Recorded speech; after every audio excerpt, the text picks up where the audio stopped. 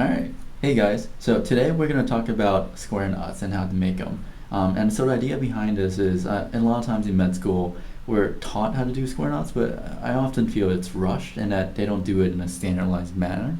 And so what we're going to try to do is kind of solve those two issues and see if we can help you learn how to do square knots. Okay?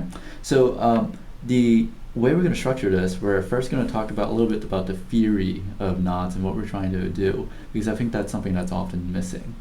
The second thing, we're actually going to talk about the mechanics of making a square knot. And the last thing we're going to do is help you troubleshoot some of the common issues that you'll run into for square knots. Alright, so let's talk about square knots. What exactly is a square knot? And so basically, a square knot is you're making a bunch of throws. And so this is a throw, which is basically a loop right here, right? And a square knot is when you do two of these throws, you'll see a pattern. And notice how it kind of looks like a square, right? And so I want to point out something about this pattern right here. So notice that this part of the rope, it goes over this part and this part of the string. And notice that this part of the string goes underneath this part and this part. And so that's a sign of a good square knot. Right? And that's something, again, that we can show you over here on the picture. So a good square knot, notice that on the right side, both of the strings of the brown string are underneath the red string, and both of them are underneath the red strings over here. So again, those are the characteristics you look for in a square knot. And why that's important is because a square knot gives you the greatest strength. So if you don't do a square knot, and if you do some other knot, like a granny knot, which we'll talk about later on, it's not as strong. Alright? So I'm going to put down this knot just to show you what a square knot looks like after you've done it. So you can see there's the two ropes that comes out together, and then there's the two parts of the string and it goes in together. So a square knot should look like this. Okay? And so that's your, I guess, your basic foundation for a square knot. When you're asked to do a square knot in the OR, it's going to be probably, 4 to 6 throws, depending on what your attending wants you to do. And so it will look something like this. This is essentially what you're doing. You're making 1, 2, 3, 4 loops, and then each loop you're kind of crossing the string across. And each of these are, again, that's a square knot, that's a square knot, that's a square knot. Right? Okay. And so a couple of important things that I want you to keep in mind before we go forward. So when you're doing knots for a square knot, so technically you should be switching or crossing over your hands at each throw. So for one throw, your hands will be in this position. For the next throw, your hands will be switched in this position. The exception for this is when it's for the first throw. And for the first throw, we'll talk about why it's exception pretty soon. All right? All right, so without further ado, oh, and sorry, the next thing I want to say, don't let go of the string. Always keep them in your hand, don't let go, because if you let go, you can grab the wrong string by accident. So always, once you have a string in your hand, keep it there. All right, so we're going to go ahead and start with actually going through how to tie a square knot. So the first thing I'm going to do is kind of show you something to do, something wrong on purpose. All right.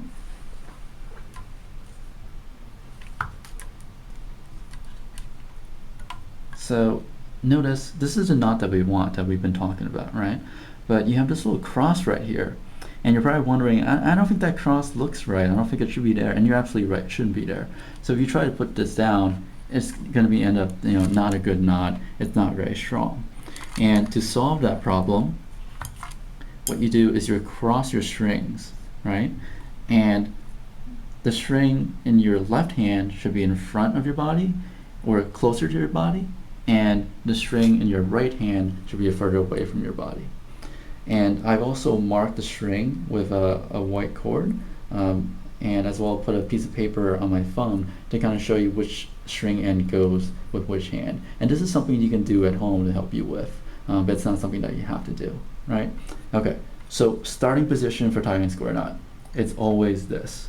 It's crossed with the string in your left hand closer to your body and the string in your right hand further away from your body.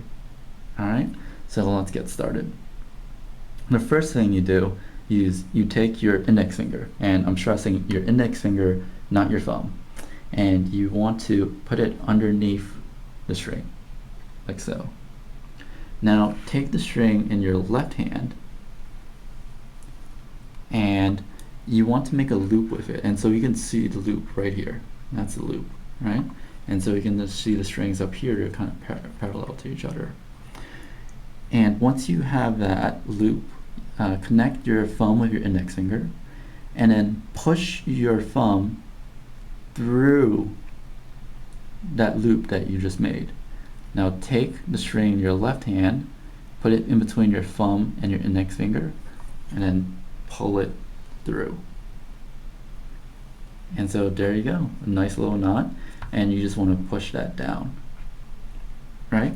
And so notice again, the left hand is on my left side and my right hand is on my right hand side still. So you didn't cross, and the reason you didn't cross before is because remember, in your starting position you already crossed the strings. So that's why you don't need to cross on your first throw. Okay, so that's the first throw. Let's talk about the second throw. And this one gets a little bit complicated and it might be a little bit hard to see, but hopefully we'll be able to get that down pretty well. So remember, your first throw you use your index finger like this. For your second throw you want to use your thumb. So for one throw you use your index finger. For the next throw you use your thumb. For the throw after that use your index finger. The one after that the thumb. So you're always alternating throws with your index finger and thumb. So you want to start this by placing your thumb underneath like this, and I'm going to do an exaggerated motion to kind of show you something. So again, you're making a loop with your thumb and the two pieces of string, and again you can see it from up there, looks like that. And similar to the first time, connect your index finger and your thumb, and then push your index finger through the loop, and then place the string of your left hand between your thumb and index finger, and pull that through. Okay, and so we're left with this. And again, you know, we have that knot that we want and that we're looking for, and we have another cross again. And you're probably wondering, well, how do we get rid of that? And the answer is you cross your hands, right? And then put down the loop. So now notice here, my right hand is on my left side, but my left hand is on my right side. So for my third throw, my hands are crossed in positions than my second throw. So we're about to start the third throw, and it's pretty much the same thing as the first throw. So you take, and again, notice the square knot, and notice how these two are coming out together and these two are going in together. So that's a sign of a good square knot.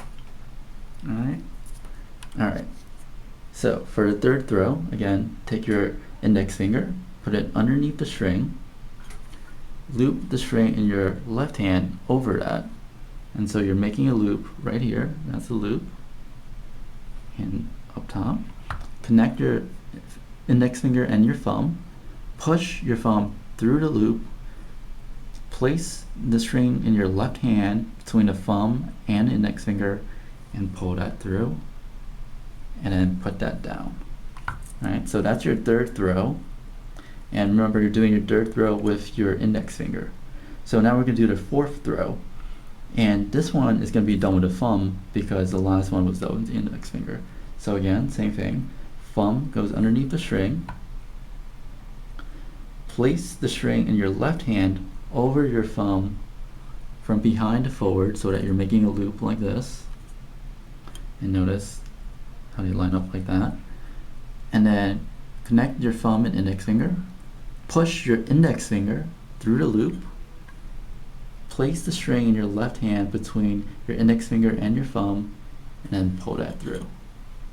And again, you have that cross here, so that cross right here, so you have to cross your hands and put the knot down, right? And so that's how you do a square knot, and you just repeat this over and over again, or basically how many times your attending tells you to repeat it. And the end result is you're going to get something that looks like this. It has a particular pattern to it. Although it's harder to see with smaller strings, you can see it better with larger strings. But it's going to look something like that, and it's just a series of square knots made up of 2 throws each. Okay, so that's the mechanism of how do we do a square knot. But before we go, we're just going to do something about common mistakes that people make. And the 2 mistakes that people make most often are probably the slip knot and the grandma knot, or the granny knot. It's what we called. And I'm going to show you how those are made, and then why they're bad, and how to avoid doing those. Okay, so we're going back to the second throw. So you've only made 1 throw. So I'm just going to do that for you. I'm going to make my first throw. And so I'm about to make my second throw now. And so remember, for your second throw, you're supposed to use your thumb and to go under string. But what happens if I use my index finger instead? So I'm just going to go ahead and show you that. So index finger, make a loop, cross over, pull, and rotate. And so at first you're thinking, hey, that looks like a square knot again. I don't think there's anything wrong. But look a little bit closer. And you'll notice that, so look at the string. It goes underneath this part, but it goes over this part. And the same thing over here. It goes over this part, but it goes underneath that part. And so this is a classic example of what we call a granny knot. And so if we go to this picture right here, that can show you more. So a granny knot, again, on the right side here, notice that the black string, it goes over the red rope here, but under the red rope here. And then from this side, same thing. The brown rope goes over the red here, and then under the red here. So that's a granny knot. And a granny knot's not as good, basically because it's not as strong as a square knot. Remember, the square knot, this red rope, it goes over both of these black ropes, and over here the red rope goes over the black rope in both here and here. Alright, so that's a granny knot. And a granny knot basically happens when you do the throw with the wrong finger. So instead of your index finger, you use your thumb, or in this case, instead of your thumb, you use your index finger. So the next one I'm going to talk about is what we call a slip knot. And a slip knot happens when you apply a tension of unequal force, or like really, really unequal force between your 2 ends. So I'm going to just accentuate one for you. So I'm going to apply a lot of tension to this rope, and then not too much tension to this side. And you can see what happens. Like, it's not a very good knot, and it doesn't look very good. It's not a very strong knot. And this is what happens when you put too much tension on one rope and then not enough tension on the other side, or some combination of the 2. And the only way to avoid it really is to put a same amount of tension on both sides of the rope, like this. Alright, so you want equal tension when you put the knot down. But again, it's not as easy as it sounds. It's a very hard thing to do, and it's something that people take years to do. I see residents, and sometimes even attendings sometimes make slip knots. So it's something that you're going to have to do by practice and by feel about how much tension to put on the ropes. Okay? Alright, so that's it for knots and troubleshooting. But we did have one extra thing for all of you. So for those of you who are visual learners or prefer charts to learn, we did put together something that kind of outlines everything that we did, and will help you organize how to tie strings. And we'll cut to that in 1 second.